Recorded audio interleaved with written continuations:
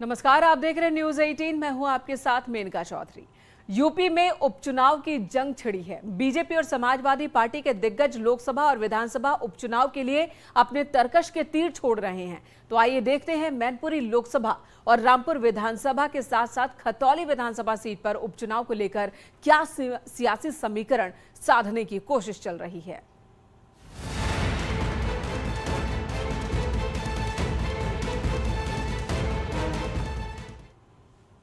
मैनपुरी लोकसभा उपचुनाव की बिसात बिछ चुकी है। समाजवादी पार्टी के लिए यह सीट प्रतिष्ठा का विषय बन गई है। वहीं बीजेपी मैनपुरी को हर हाल में हासिल करना चाहती है। तो आइए देखते हैं कि मैनपुरी की जंग में कौन कितने पानी में है।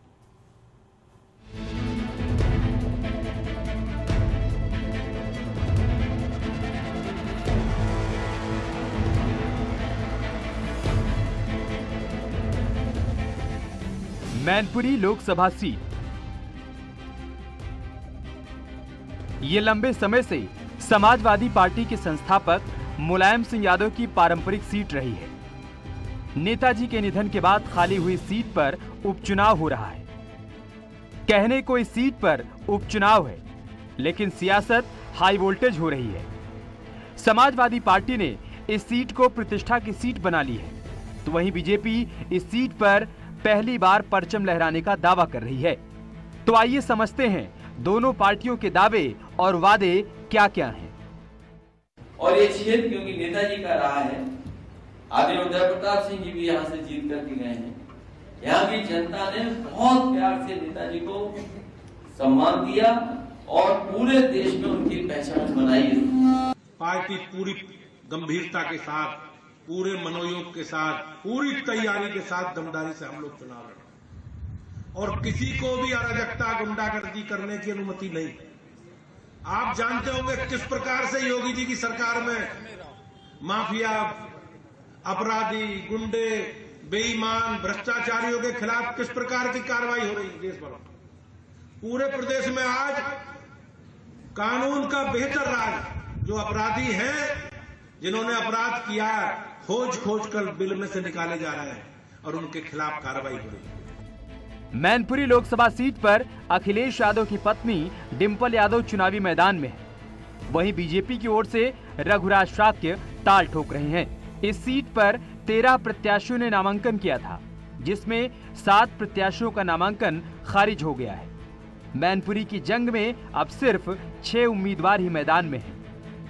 डिंपल के नॉमिनेशन के साथ ही समाजवादी पार्टी के सभी दिग्गज मैनपुरी लोकसभा की 5 विधानसभा क्षेत्रों में प्रचार में जुटे हुए हैं। वहीं बीजेपी के स्टार प्रचारक भी मैनपुरी में विकास को मुद्दा बनाकर रघुराज के लिए वोट की अपील कर रहे हैं। मंगलवार को नेताजी की जयंती पर एसपी के स्टार प्रचारक चाचा शिवपाल ने भी नेताजी को वोट के जरिए सच्ची श्रद्धांजलि देने की अपील की।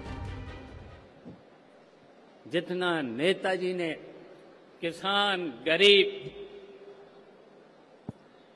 शिक्षक और कवियों से लेकर, खिलाड़ियों से लेकर, साहित्यकारों से लेकर के सबको, सबका सम्मान बढ़ाने का जो काम किया था, तो जितना भी नेताजी का जो सपने अधूरे हैं, नेताजी के बहुत कुछ सपने और भी थे, बहुत कुछ किया है। उन सपनों को हम सब लोग मिलकर के पूरा करने का काम करेंगे। तीनों उपचुनाव जीतेंगे भाई, और प्रचंड बहुमत से जीतेंगे। जनता का समर्थन भारतीय जनता पार्टी के साथ है, मोदी जी के साथ है। लेकिन हम बीजेपी, भारतीय जनता पार्टी एक एक गरीब आदमी के लिए, आम आदमी के लिए, पीड़ित वंचित आदमी के लिए, उनके जीवन स्तर में बदलाव लाने के लिए काम कर रही है। हम गरीब आदमी के जीवन में खुशहाली देखना चाहते हैं। बीजेपी को उम्मीद है कि इस बार मैनपुरी लोकसभा सीट उनके खाते में आ सकती है। अब बीजेपी के दावे के समीकरण भी समझ लेते हैं। मुलायम सिंह यादव का नहीं होना, पिछली बार जीत का अंतर कम होना, बीएसपी का गठबंधन इस बार नहीं है, पहली बार कोई शाक के चुनाव लड़ रहा है, मैनपुरी में शाक के वोटर ज्यादा हैं, मैनपुरी की जनता को सरकार पर भरोसा है। वहीं समाजवादी पार्टी को नेताजी की विरासत पर भरोसा है। तो ये ये नेताजी का है, अब आज नहीं है हमारे बीच, उनकी अनुपस्थिति में ही हम सब लोग काम कर रहे हैं। सबसे बड़ी उनको श्रद्धांजलि ये होगी कि उनके विचार, उनकी पार्टी, उनके सहयोगियों को जितनी ताकत दे सकें आप उतनी ताकत दें, यही उन्हें सबसे बड़ी श्रद्धांजलि हमारी होगी। तो उन्हीं के घर में अक्षय यादव, डिम्पल यादव, धर्मेंद्र यादव चुनाव हारे हुए बैठे हैं गढ़ों में। मैनपुरी इसलिए हम जीतेंगे कि 2019 की लोकसभा के चुनाव में सपा बसपा का गठबंधन था, वो हमारे लिए बहुत बड़ी चुनौती थी, क्योंकि दोनों नेताओं में अपने वोट ट्रांसफर करने की क्षमता, ये मैं तो स्वीकार करता हूँ, लोग स्वीकार नहीं करते। और बहुजन समाज पार्टी आगरा, एटा, फिरोजाबाद, हाथरस, मथुरा, अलीगढ़, मैनपुरी इन लोकसभाओं पर इटावा 1 लाख वोट कम से कम डाल देती है। मुलायम सिंह जी केवल 94,000 से जीते थे। अगर बीएसपी का गठबंधन नहीं होता तो 19 में वो हार जाते। अब मैनपुरी का वो समीकरण भी समझ लेते हैं जिस पर समाजवादी पार्टी और बीजेपी दावा कर रही है। मैनपुरी में कुल 17 लाख वोटर हैं, जिसमें 4,30,000 यादव हैं। दूसरे नंबर पर 2,90,000 शाक्य हैं। वहीं दलित वोटर करीब 1,80,000 हैं। 2 लाख के आसपास क्षत्रिय और 1,20,000 ब्राह्मण वोटर हैं। अगर बाकी वोटर की बात करें तो 60,000 मुस्लिम वोटर हैं और 1,20,000 वैश्य वोटर हैं। बीजेपी गैर यादव वोटर को लेकर जीत का दावा कर रही है, तो वहीं समाजवादी पार्टी को अपने पारंपरिक वोटर्स पर ज्यादा भरोसा है। Bureau report, news 18।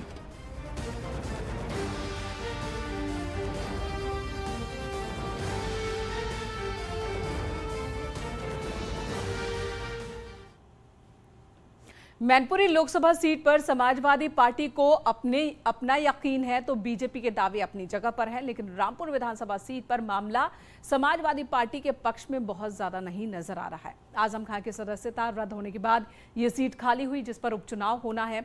दिलचस्प हो चला है यहाँ का उपचुनाव, क्योंकि बीजेपी रामपुर में भी आजम के गढ़ को जीतने के लिए बेताब है। वहीं आजम खां इस सीट पर लोकतंत्र बचाने की अपील अभी से करने लगे हैं।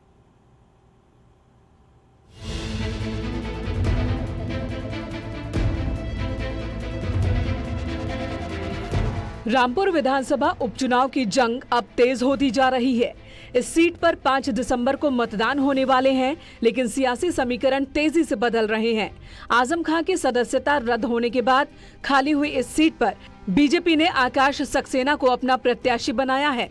वहीं आजम के करीबी आसिम रजा समाजवादी पार्टी की ओर से चुनाव मैदान में हैं। लेकिन रामपुर का समीकरण धीरे धीरे बदलने लगा है। रामपुर सीट पर मुस्लिम वोटर्स का दबदबा है, लेकिन आजम के विरोधियों की लिस्ट बढ़ने से समाजवादी पार्टी का समीकरण हिल गया है। रामपुर चुनावों के बारे में एक ऐसा इतिहास रच रहा है, एक ऐसे अन्याय का इतिहास जिस पर आने वाली सदियां खून के आंसू रोएंगी, और उन लोगों पर यकीनन हैरत करेंगी जिनके अंदर बर्दाश्त इस हद तक होगी। जुल्म करने वालों का जुल्म और सहने वालों की बर्दाश्त, दोनों को आने वाला इतिहास बहुत दिन याद रखेगा। कैसी फतह दर्ज करें जिससे आने वाले लोगों को ये सबक हो कि लोकतंत्र को दमन तंत्र से नहीं दबाया जा सकता। आजम खां को लोकतंत्र के चुनाव में दमन तंत्र का डर सताने लगा है। शायद इसके पीछे का कारण ये हो सकता है कि आजम के विरोध में आए पूर्व मंत्री नावेद मियां ने बीजेपी को समर्थन देने का ऐलान किया। नवाब परिवार से नावेद मियां कांग्रेस के नेता हैं। उनके साथ कई मुस्लिम समर्थकों ने भी बीजेपी को जिताने की अपील की है। एक तरह से अपना मन बना ही लिया था कि हम आकाश सक्सेना का साथ देंगे। समर्थन है, क्योंकि मैं समझता हूं कि सब लोगों को ये समर्थन उनका करना चाहिए, सही फैसला लेना चाहिए। आज फिर जिस परेशानी में, उपचुनाव की परेशानी में हम लोग सब फंस गए, वो आजम की वजह से, तो आजम या उसके प्रत्याशी को समर्थन देना माने एक मुसीबत और अपने सर पे लेना है। अब्दुल बिरयानी में तेजपात के पत्ते की तरह इस्तेमाल नहीं होगा। अब अब्दुल दरी नहीं बिछाएगा, अब अब्दुल नारा नहीं लगाएगा। अब अब्दुल को सम्मान चाहिए, और उसके सम्मान की सुरक्षा की गारंटी भारतीय जनता पार्टी में ही है। वहीं आजम खां के बेहद करीबी रहे फसाहत खान शानू ने भी बीजेपी का दामन थाम लिया। वहीं रामपुर लोकसभा सीट पर फतेह हासिल करने के बाद बीजेपी फुल कॉन्फिडेंस में है, इसलिए पसमानदा मुसलमानों को साधने के लिए एक सम्मेलन भी किया गया था, जिसमें काफी बड़ी संख्या में लोग जुटे। इसी के साथ आजम के विरोधियों की बढ़ती संख्या ने भी रामपुर का समीकरण बिगाड़ दिया है। रामपुर सदर की सीट लगभग 70 साल के बाद भारतीय जनता पार्टी पहली बार रिकॉर्ड मतों से जीत हासिल करेगी। जो आप माहौल देख रहे हो चारों ओर, ये भारतीय जनता पार्टी के पक्ष का माहौल है, एक तरफा चुनाव है, बिल्कुल निश्चित विश्वास है। इससे पहले भी ये कहा था कि आज रामपुर में जो यहाँ का युवा है, यहाँ का मतदाता रामपुर में बदलाव का मन बना चुका है और अब रामपुर में इतिहास रचने जा रहा है। रामपुर में जिस तरीके की आंधी आज भारतीय जनता पार्टी के साथ है, तो यहाँ का परिणाम प्रदेश और देश देखेगा, ऐसा मेरा विश्वास है। 60% मुस्लिम बाहुल सीट पर 5 दिसंबर को मतदान होने हैं और 8 दिसंबर को रिजल्ट तय कर देगा कि किसके दावे और वादों में दम है। Bureau report, news 18। तो उपचुनाव की ये जंग साख की भी लड़ाई है। अब देखना है कि किसे फतह हासिल होती है और किसे हार का सामना करना पड़ता है। रुकेंगे एक छोटे से ब्रेक के लिए, खबरें जारी हैं।